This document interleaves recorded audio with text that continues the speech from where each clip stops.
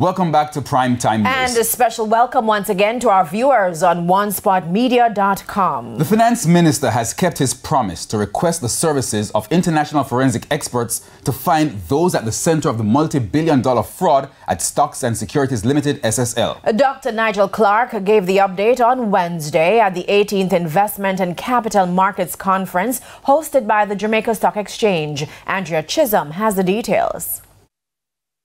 The authorities have been determined to catch the masterminds and those responsible for the massive fraud at SSL.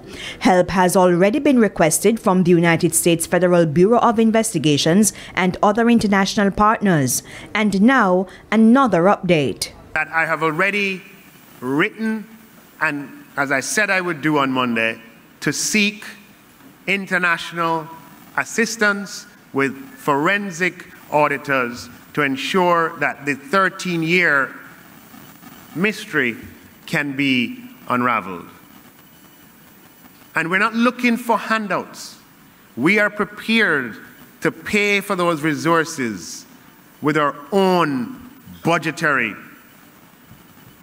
resources. Dr. Clark adds that SSL is a crisis for Jamaica, but there are opportunities. The first opportunity is to demonstrate that Jamaica is a serious country where if you defraud investors, you will be caught, you'll be brought before the law, and you will be punished. Another opportunity is to increase regulatory oversight.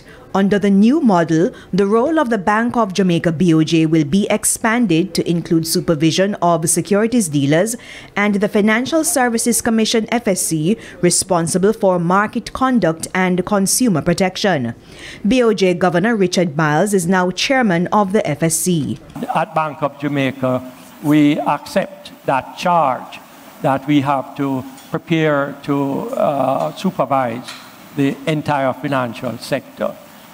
So I have no doubt in my mind that we have the core competence to handle the enlarged portfolio.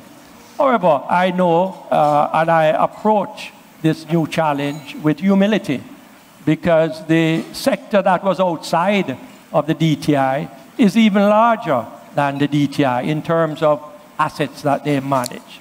And so, as I said, with humility, we accept that challenge. We know that we're going to have to depend a lot on the FSC and the skills and expertise that exist there.